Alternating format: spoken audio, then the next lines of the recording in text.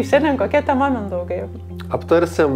Realiai aptarsim šių metų failus. Pagrindė failai bus, nes mūsų šitie metai tai buvo tokie, jeigu labai taip švelniai sakyti, tai turėjom daug pamokų. Sveikos, šį kartą susitinkam pas mus namuose. Lovas išstumdytos. Lovas išstumdėm. Man nugarą vėl pradėjo skaudėti po stumdymo, ką darysi? Iš tikrųjų, tai svarstėm apie filmavimų studijoje, bet kažkaip paskutiniu metu susigrebėm, pasveikom, labai norim paruošti jums šitą podcastą, tai teko filmuoti namuose ir išstumdyti baldus, tai žiūrėsim, kaip čia gausis. Aš nuo 6 atsikėlus sušilus, bet turiu energijos ir jums. Tai va. Tai šiandien kokia tema, Mindaugai? Realiai aptarsim šių metų failus. Ir realiai ir aptarsim ir gal ir fainai buvo, bet ir failus. Pagrindė failai bus, nes mūsų šitie metai tai buvo tokie labai įvairūs. Labai įvairūs. Buvo ir be galo fainų dalykų. Jeigu labai taip švelniai sakyti, tai turėjom daug pamokų. Ane? Iššūkių. Mindaugas tai nori žodžio pamokų. Mes, jeigu su Mindaugu turim galimybę, tai prieš šventes nueinam kur nors gražiai pavakarieniauti, ramiai atsisėdam, aš užsisakau vyno taurę ir mes iš tikrųjų aptariam, kas mums paliko tokius įspaudus. Tai nežinau, mes turim tokį kaip ir formatą aptarimo ir galbūt jisai jums patiks ir jūs norėsite tą patį pasidaryti su savo reikalais. Kas faina, kas ne, kas nelabai, ką reikėtų gal kažkaip pakoreguoti kitais metais. Ko norim mažiau, ko daugiau, ne, va tokius mes ir aptarėm. Ką kartotume, ko ne. Tai gerai, tai koks tu sakytum failas? Pradžiai gal aptariam, kaip mes praeitą kartą buvom nutarę recent įvykius. Kaip mums tiesiog sekasi. Tiesiog kaip sekasi, nes turėjom tokią visai fainą kelionę, ne fainą kelionę. Ir gal aš ją, pavyzdžiui, tu tą kelionę priskirtum prie sėkmių ar nesėkmių. Galim nuo to ir pradėti, iš tikrųjų, nuo galo. Va ir nežinau, kažkaip daviau keletą interviu apie tą kelionę ir kažkaip, mano galva, jinai buvo visai nieko, iš tikrųjų, bet visai nieko. Bet paskui čia vienas žurnalas atėjo pas mus, kitas portalas ir sako, tai kas nesisekė. Ir dar pastebėjau, kad kai labai perpasakoju tas nesėkmes, tai kažkaip tau ir galvoju susėda, kad gal ir nebuvo, žinai. Taigi gali papasakoti visaip teisingai. Tai aš jau tiek kartų papasakau, kas buvo blogai, kad man dabar gal ir nelabai ta kelionė. Pirmas, kas žiūrėjo vlogą, gal žino, tai pirmiausia, tai vaiko sveikata buvo toks, kur ant klaustuko. Ačiū Dievui, kad jinai nepablogėjo, tai šitas dalykas buvo kažkaip... Aš žinokit, taip išsitasiau, įsivaizduokit. Čia buvo mano labiausiai turbūt laukta metų kelionė ir tokia viena iš brangiausių. Ir aš kiekvieną kartą, kai man tam būdavo sunku dirbti, ar aš ten negalėdavau savęs sumotyvuoti, visą laiką galvodavau, aš dabar ir ten būsiu, tai man buvo labai svarbi ta kelionė. Tu kokius, nežinau, gal 2 metus laukiai šitos kelionės? Aš 2 metus laukiu, nes jinai, kaip ir sakiau, ir finansiškai toks strečas ir viską, ir mes pagaliau išvažiuojam ir šitą atsikėlė kaimynai ir taip, čia ir toks, mama supras. Ir aš galvoju, kodėl, mes neėjom nei žaidimų kambarius, labai ją saugojom. Tikrai prižiūrėjom, Ir dabar taip, tai va. Tai šitas buvo. Tai sergantis vaikas, skrydis į Müncheną, labai karštas lėktuvas ir vapšė nežinojimas kaip bus, tai jau buvo toks labai nekoks nusiteikimas, labai prasta pradžia. Tai va, ir aišku, paskui naktis buvo labai sunkios dėl tos slogos ir tas labai nepridėjo, ne? Paskui didžioji kelionė į kalnus irgi failas. Aš kažkaip tikėjausi, kad ten bus, kaip sakyt, saulutė švies, bus gražu, matysis, aš pasigrožėsiu kalnais, bus faina, bet, žinai, buvo rūkas. O mes Ema planavom čiuoš, jo. Mums vieną kartą taip yra pasisekę pamatyti Vaivorykštę važiuojant nuo kalno.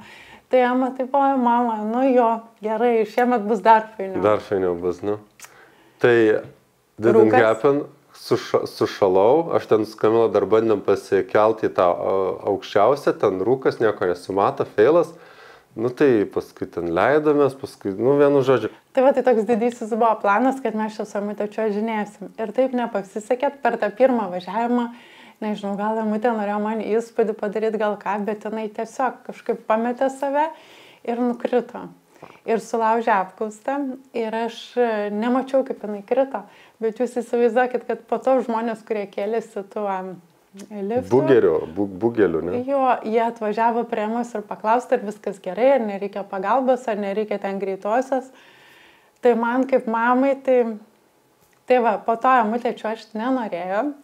Tai aš nešiau žemyno kalnus jos slides ir Mindaugui su Kamilė irgi tas laikas ten buvo labai prastas, nes buvo ir rūkas didelis, ir slidu. Ir oro netrūko vienu metu, ne? Nu, toks turi priprast, kaip sakyt. Nu, man tai nepatiko. Kamilytė tai nieko, jinai visai gerai, buvo įdomu, kur čia kas, bet toks kaip ir nieko per daug mes nepamatėm. Tai va, tai buvo taip, kad mes sėdim 5 žvaigždučių mano svajonių viešbutį Alpėse ir visi norim namo.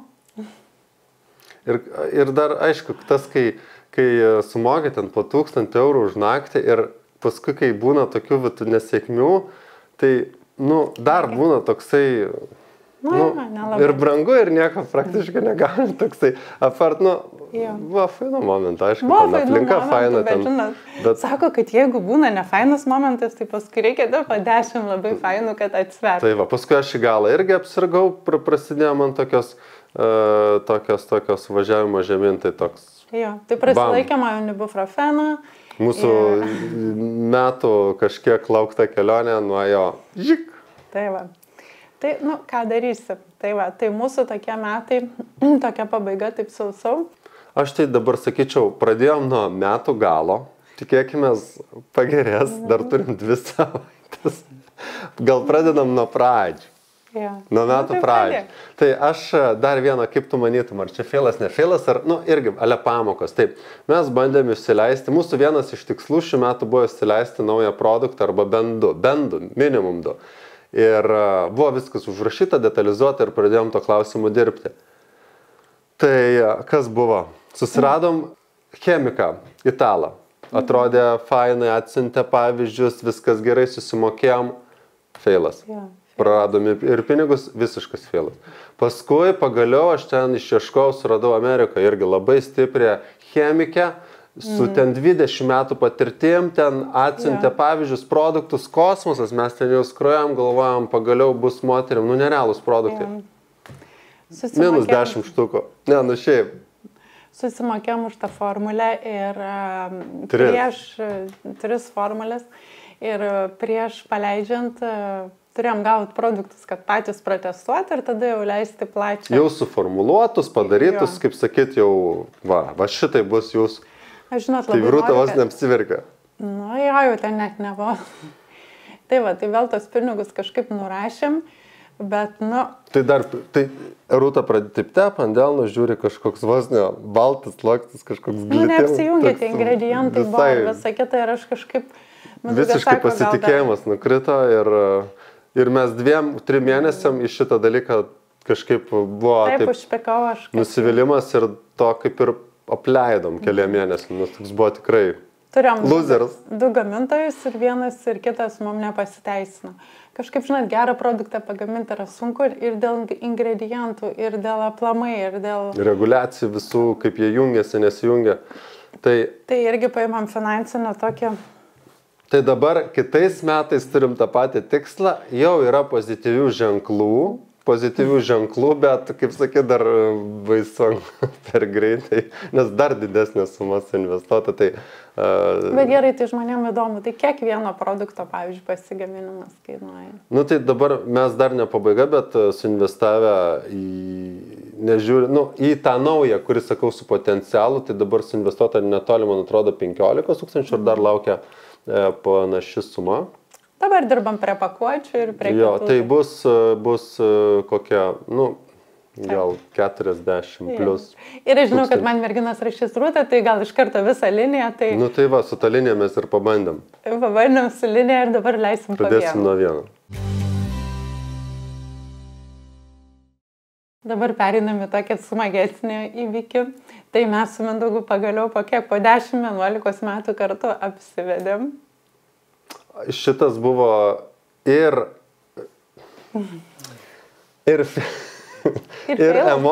ne feilas, bet emociškai, man asmeniškai kaip ir buvo, be galo sunku, tikrai buvo sunku.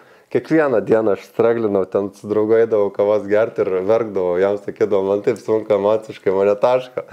Tai tas, kiekvieną dieną vis kažkas naujo, tai kažkokios korekcijos, tai paskui ten vietos yra, paskui ten kažkas kažką ten pasakė, padarė, ten tinka, netinka, mane taip taškė. Mes su Mindaugu gal norėjom tokios labai mažos, intimios šventės savo ir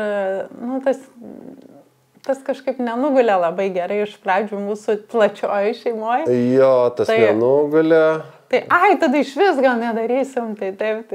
Jo, paskui ten, žinot, kai būna artimiausia ateis, negali, ten paskui turi užsiėmę, toksai buvo vėl emocinis, tai bendrai, tai fainai, kad mes tą padarėm.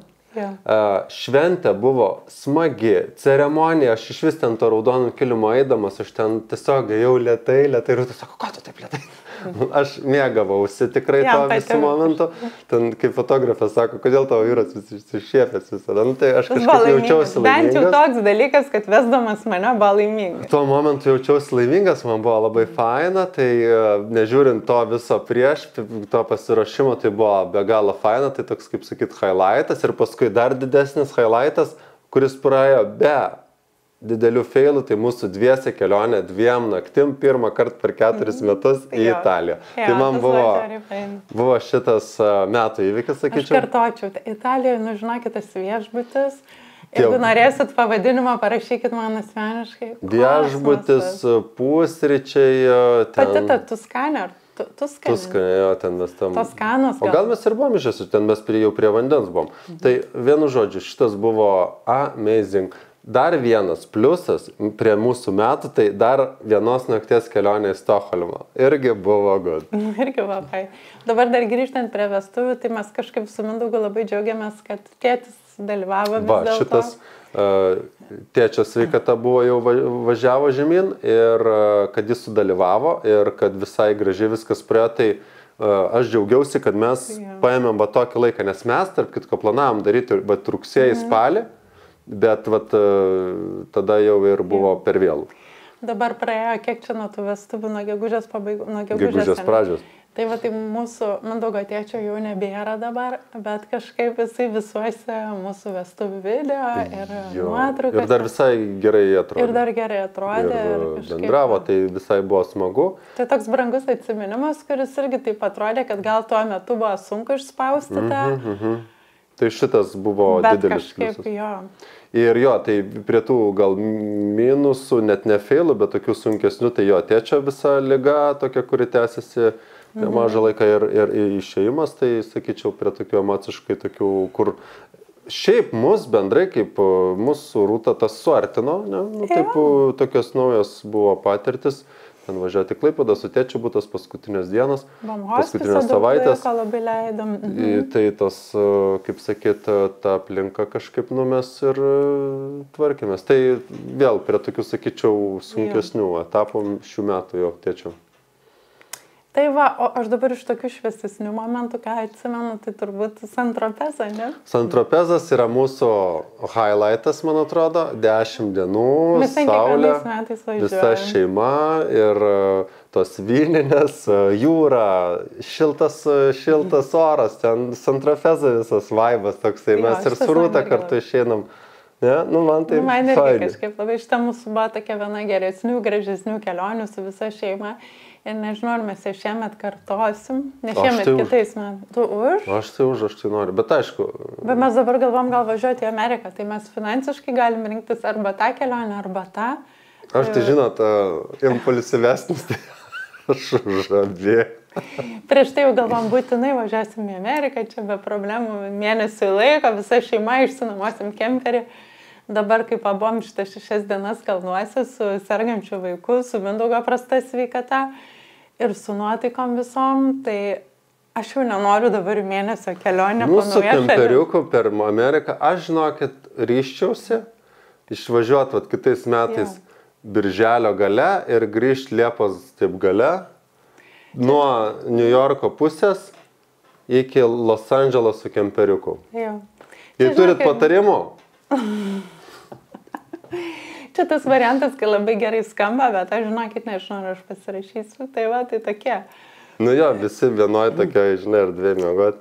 Kas čia dar, ką mes dar nuveikėm? Buvom porai televizijos laidų, ar ne? Alanka, šiaip man buvo iššūkis, mes, man atrodo, nu gal ne pirmą, bet toks buvo, kaip sakyt, rimtesnės laidos dviese. Į laidas šiaip einu aš vienam, dažniausiai kviečia mane vieną, bet vieną kartą buvom kartu, porą kartų. Dviesi, du kartus, Bučioji Rūta buvo, tai tokie iššūkį keliantis įvykis, bet toks aš kur priskyriau jį prie tokį life worth living, kaip aš sakau. Jo, būna tai daug įtampos, aš visada galvoju, kad tik tai Mindaugas neįsijaustų labai stipriai. Aš, žinot, būna man ateina ir kažką ten paskui mosikuoja rankom, ten rėkia, ten kokią nors, ko jūs jos susirandat, neveikelį, nu ten ir tada bam, žiūri, būna anonse kokiam. Tai, bet gerai, man šitas buvo iššūkis, bet aš džiaugiuosi, kad mes nevom. Žinai, kad kai mes darom podcastus, tai aš galiu jį suvaldyti ir paprašyti mūsų videografą, kad iškirptų. O laidoje, jeigu Mindaugas ten, aš sakau Mindaugai ir viskas, ir tada tas jau būna išėjęs į eterį. Ir mes žiūrim, kad Mindaugo visas toks. Persikreiptas, aš sakiau jau. Anonse. Tai va, tai man su jo važiuoti laidas, aš niekad nežinau, kas bus taip. That's the personality. Bet mes pasirašom ant tokių dalykų. Jo, tokia, aš sakyčiau, tokia gyvenimo avantūra, kuri yra smagi, tai aš priskirčiau prie smagių dalykų. Dar vienus metus atauginam vaiką patys, ne, kiek Amelytei 4 metai, šiemet atšventėm 4 jos metukus, kol kas neina į darželį, bet nu, mes ją labai gražiai auginam namuose viską. Ir iššūkis, ir didžiulis džiaugsmas. Tai taip. Ir va, tikrai ant vaiko, žinot, matosi, va, jau 4, tai toks irgi. Bet nieko nekeičiu, va šitos patirties Amelytei nieko nekeičiu, man šitas yra precious, aš kažkaip džiaugiuosi ir man patinka. Pas mano Emanuelė šiemet nemažai pasikeitimų. Ema turi draugą, turi tokius tikrai rimtus, gražius santykius. Ir šiemet išvažiuoja 10 dienų su juo ir su jo tėvais slidinėti į Italiją. Opa. Tai va, tai tokios mūsų naujienos. Iš tikrųjų, tų pasikeitimų daug. Taip iki galo ir nesupranti, ne, kaip tas atrodo taip greitai. Ir vestuvės, ir laidotuvės, ir produktų kūrimai, ir laidos. Viena paauglė, kita mažytė. O tai tu gal dabar čia sėdi visą gražiai išsišiepus? Tai tu gal nori... Išsišiepus? Tu gal nori prisiduoti su savo problemom ten? Pavyzdžiui, miego problemas, kaip tu sprendi?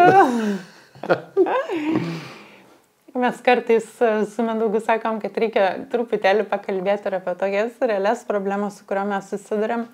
Tai šiemet mano miegas, nieko gero neturiu ko pasididžiuoti, einu pas terapeutus, bandau kažkaip susitvarkyti. Vienu žodžiu, tu naktį keliasi, ne, taip atsikeli? Aš negaliu ir užmigti, ir aš paskui daug kartų keliuos naktį ir tiesiog užsisuku savo galvoj, kad negaliu užmigti, kad nebūsiu darbinga, vienu žodžiu. Papasakosiu kada nors atskirai, kas čia man dar. Kelius pradėjo skaudėti, tokias nesąmonės. Nu va, jo, reikia kraustytis iš Lietuvos, iš šilto klimato. Tavo sveikatos problemas nevaidink, kad čia viskas. Aš tai nieko, aš kaip ir kažkada minėjau, aš tai tvarkausi su nugara, jau gerėja.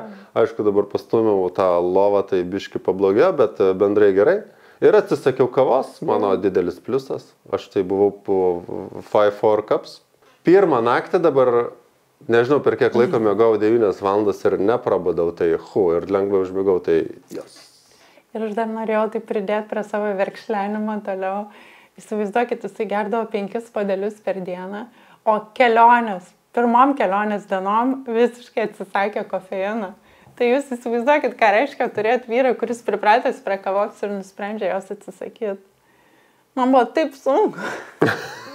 Nežinau, tai galvas skauda, tai tas, nu iš tikrųjų. Tai ibuprofenas, man atrodo, aš visai gerai susitvarkiau.